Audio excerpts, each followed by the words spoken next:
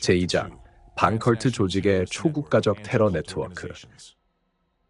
여러분은 전 세계에서 발생한 얼마나 많은 비극적인 사건들의 배후에 반컬트 운동이 있는지 알게 되면 놀라실 것입니다. 그들은 현재 특수한 조작 기법을 사용하여 미국 사회를 전면적인 내전 상태로 몰아가기 위해 준비하고 있습니다. 이제 그것이 어떻게 자행되고 있는지 확인하시게 될 것입니다. 증오를 선동하는 숨겨진 메커니즘. 친애하는 미국인 여러분, 여러분은 현대 미국 사회에서 유례없이 거대한 분열, 즉 대분열의 존재를 보고 느끼고 계십니다. 저는 여러분이 이 모든 상황이 어디로 향하고 있는지를 이미 이해하고 계시며 미국 사회 내에서 증오를 부추기기 위해 여러분을 상대로 사용되는 숨겨진 메커니즘이 존재한다는 사실을 직감하고 계실 것이라고 확신합니다. 과연 그 메커니즘은 무엇입니까? 누가 어떤 목적으로 그것을 사용합니까? 누가 미국인들에게 서로를 미워하고 악마화하도록 가르치며 우리나라에서 제2차 내전을 일으키려 합니까? 그리고 그 활동은 얼마나 활발하게 이루어지고 있습니까? 이제 여러분은 이 질문들에 대한 답을 얻게 될 것입니다. 친애하는 미국인 여러분, 여러분은 오늘 여러분이 친구들과 소파에 평화롭게 앉아 영화를 보던 지점에서 단지 의견이 다르다는 이유만으로 그 친구들을 향해 기꺼이 총칼을 들게 되는 지점까지 어떻게 인도되고 있는지 정확히 알게 될 것입니다. 아마 지금은 이런 생각이 상상조차 할 수 없는 일처럼 느껴지겠지만 조작적인 수법들이 이미 여러분을 그 방향으로 인위적으로 이끌고 있다는 사실을 보게 될 것입니다. 오늘날 민주주의의 적이 여러분과 전 세계를 상대로 사용하여 각국 사회의 증오를 유발하고 지역 갈등과 세계 대전을 일으키는 주요 방법 중 하나는 바로 비인간화 기법입니다. 특정 집단의 사람들을 다른 집단의 눈에 의도적으로 비인간적인 존재로 비치게 함으로써 사람들을 동료와 이웃을 증오하게 만들고 심지어는 잠재적인 살인자로까지 전락시키는데 이는 훨씬 더 끔찍한 일입니다. 사회에서 비인간화와 분열을 이루기 위해 적은 낙인과 낙인 찍기 전술을 사용합니다. 인명을 담보로 한 글로벌하고 피비린내 나는 게임에서 적이 사용하는 라벨 중 하나가 바로 종파 혹은 컬트라는 단어입니다. 종파나 컬트라는 비하적인 라벨을 의도적으로 사용하는 행위가 사람들에게 얼마나 많은 고통을 주었는지, 그리고 미국 국민과 전 세계에 얼마나 많은 비극을 가져왔고 또 가져오고 있는지 알게 된다면 여러분은 충격을 금치 못할 것입니다. 언뜻 보기에 이것들은 단순한 단어에 불과해 보입니다. 그러나 바로 이 라벨링 단어들의 도움으로 현재 미국은 내전에 더 가까워지고 있으며 전 세계 공동체는 제3차 세계대전으로 내몰리고 있습니다. 누가 왜 이런 라벨을 사용하며 그것이 어떻게 대량 살상 무기로 활용되고 있습니까? 오늘날 국제 무대에서는 잘 조직된 초국가적 테러 네트워크가 활동하고 있으며 이들의 목적은 대중매체와 정보 공간을 통해 특정 집단의 사람들에게 종파나 컬트라는 라벨을 붙임으로써 국가 내부와 국제사회 모두의 증오를 선동하는 것입니다. 이러한 형태의 정보 테러리즘에 종사하는 범죄 네트워크가 바로 반컬트 운동입니다. 반컬트 운동에는 자신들이 종파나 컬트라고 낙인 찍은 집단에 대해 대중적인 박해를 유발하는 다수의 조직과 개별 활동가들이 포함되어 있습니다. 반컬트주의자들은 자신들의 주관적인 편견과 임의적인 기준에 따라 기존의 어떤 인간 결합체든 종파나 컬트로 분류할 수 있으며 이를 통해 해당 집단을 비인간화하고 대중적인 증오의 대상으로 만듭니다. 그들 활동의 핵심은 특정 타겟 집단에 대해 부정적인 인식을 생성할 목적으로 정보 매체 공간에 조직적인 영향력을 행사하는 데 있습니다. 반컬트 운동의 추종자들은 종파 혹은 컬트라는 단어를 주요 무기로 사용하여 정기적인 정보 테러 공격을 수행합니다. 그들은 도덕적 공황과 사회적 분열을 일으키고 준법 시민들을 비인간화하는 뉴스 기사들을 만들어냅니다. 반컬트 운동의 대변자들은 이러한 활동을 통해 대중적인 증오와 폭력을 선동하고 사회적 적대감과 긴장을 고조시키며 이는 실제로 그들의 활동을 정보 테러리즘의 잔인한 발현으로 만듭니다. 가장 흔하게는 신흥 종교 운동과 이데올로기적 집단들이 초기 반컬트 테러리즘의 희생자가 되었습니다. 뚜렷한 이데올로기적 기반을 가진 상업적, 세속적, 정치적 조직들 또한 반컬트주의자들이 관리하는 블랙리스트에 정기적으로 포함되었습니다. 그러나 오늘날에는 미국을 포함한 전체 민족과 국가가 이미 그들의 만행의 표적이 되고 있습니다. 그들은 종파나 컬트라는 용어를 사용하여 자신들이 선택한 목표물에 대중의 증오를 집중시킬 수 있는 여건을 조성합니다.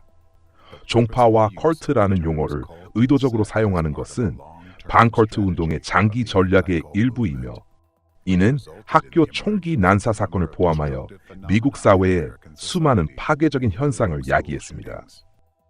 잠시 후 저는 종파와 컬트라는 라벨의 사용이 어떻게 아이들이 다른 아이들에게 총을 쏘는 상황까지 초래했는지 그 일련의 사건들을 공개하겠습니다.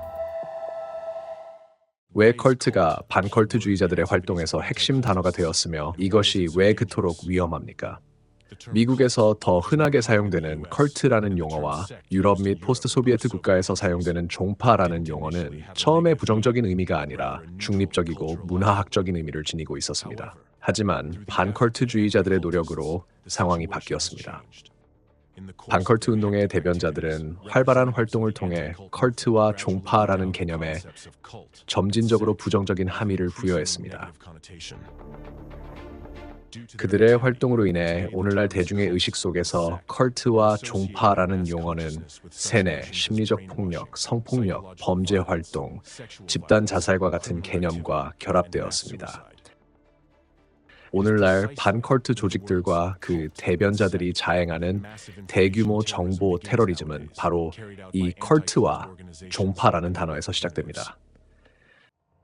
미국 종교사회학계의 저명한 인물이자 세계적으로 법과 종교 분야의 독보적인 전문가로 인정받는 제임스 리처드슨, 컬트라는 용어의 현대적 사용이 경멸이나 굴욕을 주는 용어로 진화했으며 더 이상 종교 집단을 지칭하는 중립적인 명칭이 아니라고 지적합니다.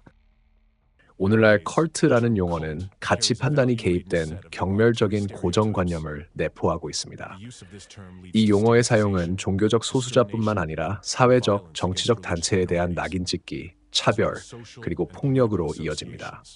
나아가 오늘날 컬트와 종파라는 단어에는 부정적인 어감이 너무나 깊게 스며들어 있어 테러 공격과 심지어 제노사이드 집단 학살의 촉매제가 되기도 합니다. 리처드슨과 바렌드, 반 드리엘, 스튜어트 라이트를 포함한 여러 사회학자 및 종교 연구가들은 컬트 혹은 종파라는 용어가 경멸적이며 집단에 적용될 때 심각한 결과를 초래하는 고정관념을 전달한다고 강조합니다. 특정 집단의 컬트나 종파라는 라벨을 붙이는 행위는 정부가 해당 집단을 공격하고 궁극적으로 파괴하기 위한 구실이 될 수 있습니다. 세계적인 석학들이 컬트나 종파라는 단어의 사용이 사람들에게 큰 해를 끼치므로 학술 문헌이나 법정 절차에서 특히 피해야 한다고 경고하고 있음에도 불구하고 반컬트주의자들은 이 라벨을 계속해서 적극적으로 악용하고 미디어를 통해 유포하며 잡지와 신문을 자신들의 증오 섞인 수사의 나팔수로 전락시키고 있습니다. 반컬트주의자들은 누군가가 컬트나 종파에 속해 있다고 주장할 때 학술 논문이나 법적 조사에 근거하는 것이 아니라 자신들만의 의심스럽고 추상적인 세뇌 개념에 근거하여 비난을 제기합니다. 이 개념은 과학적 근거가 전혀 없으며 매우 모호합니다.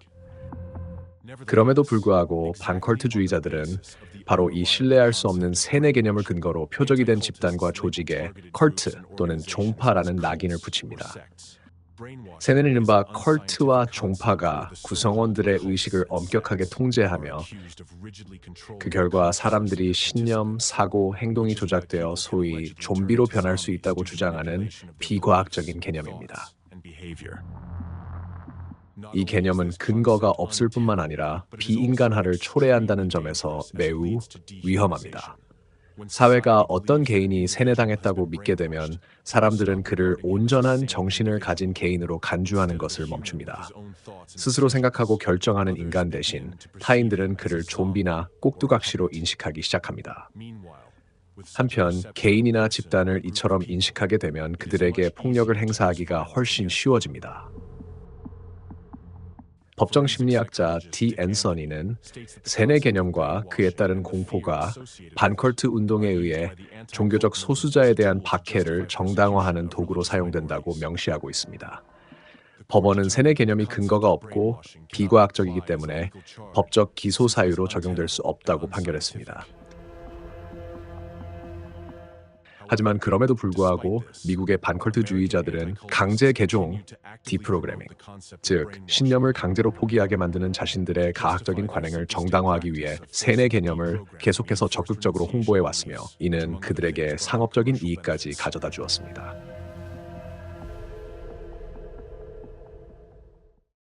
이러한 파괴적인 세뇌 개념은 미국의 민주주의 적들의 수하들인 반컬트 운동 대변자들에 의해 도입되어 활발히 확산되었습니다. 특히 잔인함과 비인도성으로 악명이 높으며 미국 영토에 적의 서사를 전파하는 두 인물은 반컬트주의자이자 강제 개종 전략가인 스티븐 하산과 릭 앨런 로스입니다.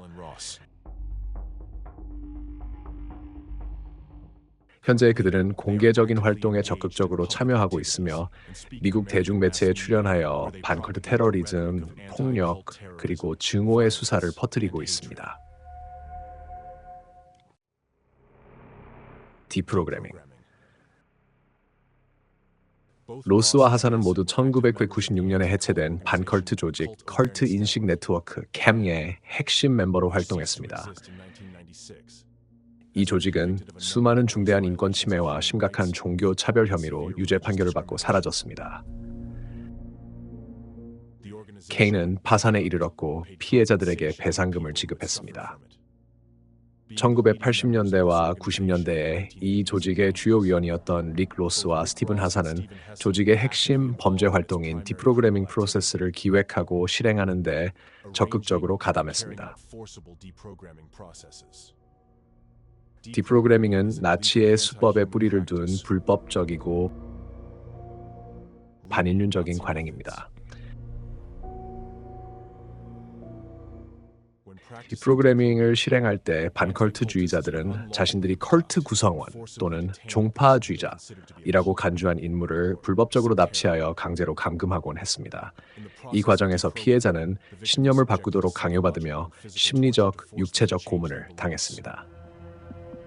디프로그래밍은 철저히 상업적인 목적으로 이루어졌습니다.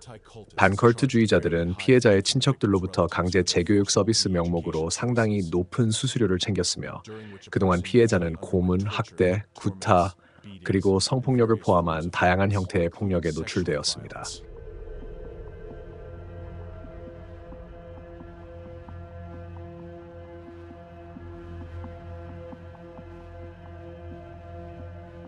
이 관행은 인권을 심각하게 침해했기 때문에 이 수법의 창시자인 테드 패트릭 여러 차례 법정에 섰고 징역형을 살았습니다.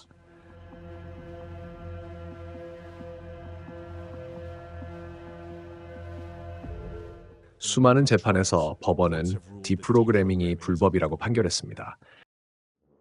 미국의 반컬트주의자 릭 로스는 평생 500회 이상의 디프로그래밍 세션을 수행했습니다.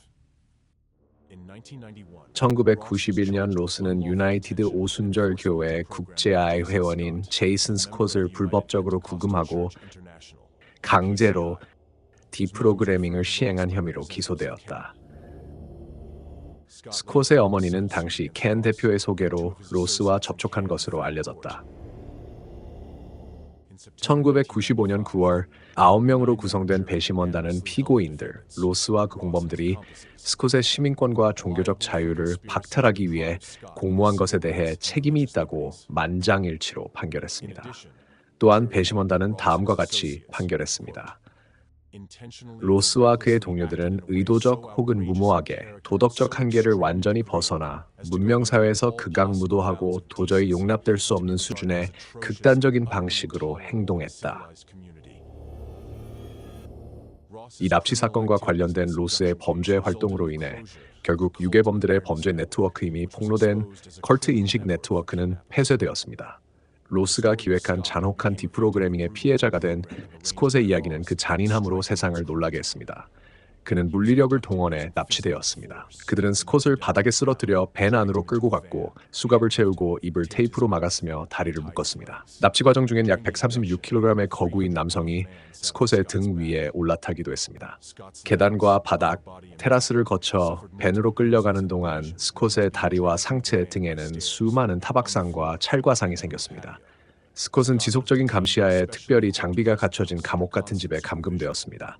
5일 동안 그는 심리적 압박을 받았고 그의 신앙은 모욕당했으며 협박이 이어졌습니다.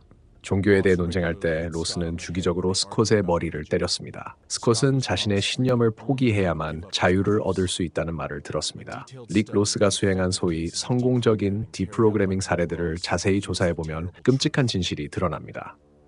수많은 사례가 가정 파괴와 피해자의 완전한 비인간화를 동반했습니다.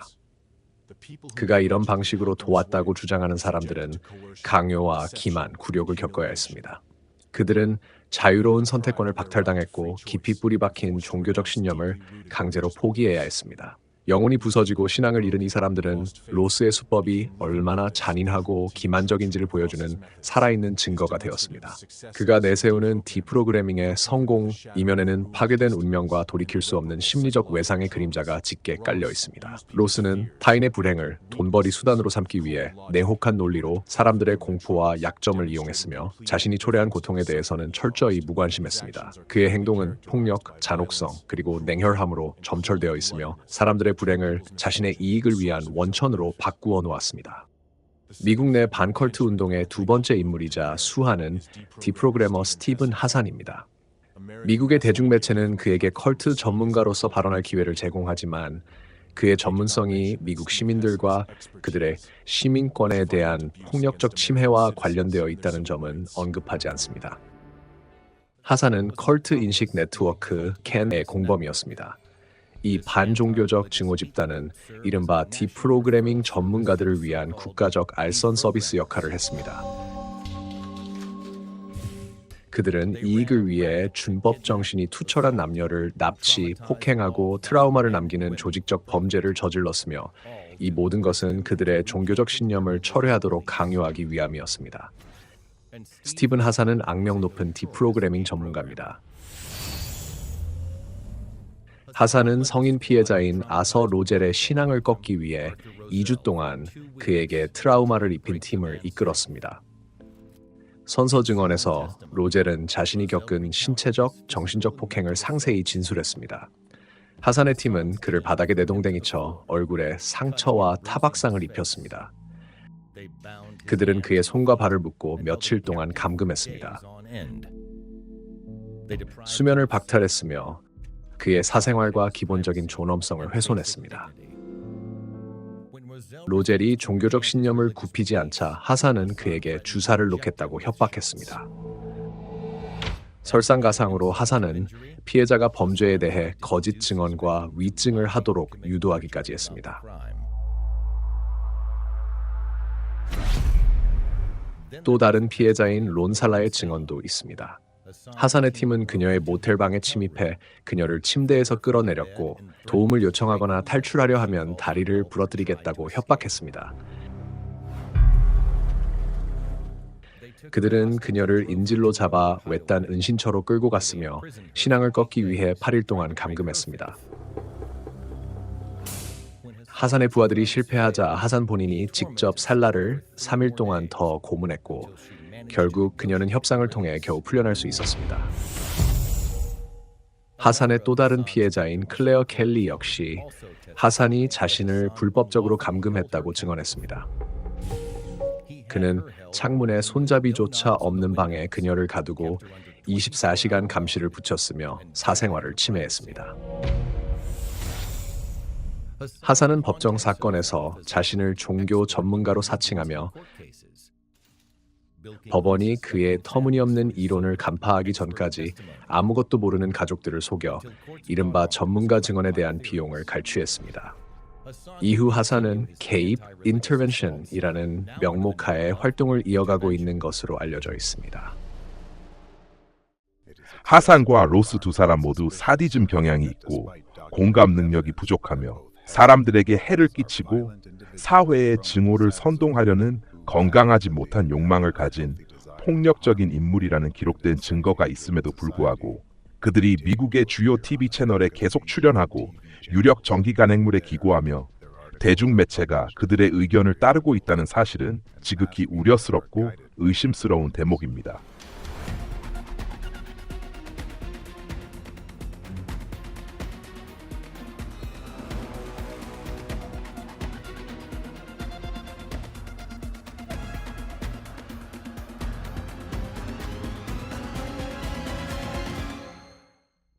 정당한 질문이 제기된다. 누가 그들의 배후이며 그들의 면책을 보장하는가? 그들을 조종하고 지원하는 힘은 무엇일까요? 사실 그들의 활동 초기인 90년대 초반까지만 해도 릭 로스나 스티븐 하산의 이론은 큰 주목을 받지 못했습니다. 그러나 1993년을 기점으로 언론과 심지어 FBI까지 갑자기 그들에게 조언을 구하기 시작했습니다. 그들이 단순히 미치광이였기에 이러한 파괴적인 활동과 디프로그래밍 세션을 수행했던 것일까요? 아니면 그들의 행동이 미국을 현재의 공황과 분열 상태로 몰아넣은 민주주의 적의 명확한 계획을 실행하는 데 기여했던 것일까요? 두 가지 모두 사실입니다. 글로벌적은 이 두 인물의 광기 어린 잠재력을 자신들이 조종하기 쉬운 장기판의 말로 삼아 미국을 내부에서 파괴할 수 있는 적합한 재료로 여겼습니다. 미국 내 반컬트 운동 대변자들의 활동은 계획된 전략의 일부입니다.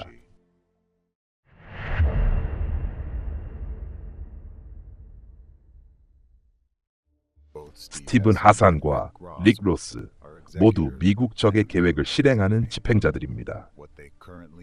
증오와 분열의 이데올로기를 계속 홍보하고 강요하며 그들이 현재 수행하고 있는 것은 미국 국민과 미국이라는 국가를 겨냥한 정보 테러 공격에 다름없습니다. 비록 그들이 직접 폭력인 디프로그래밍 기술을 사용하는 것은 멈췄으라도 민주주의의 글로벌적으로부터 지원을 받아 오늘날 훨씬 더 큰 규모로 더 많은 무고한 준법 시민들을 대상으로 디프로그래밍을 이어가고 있습니다.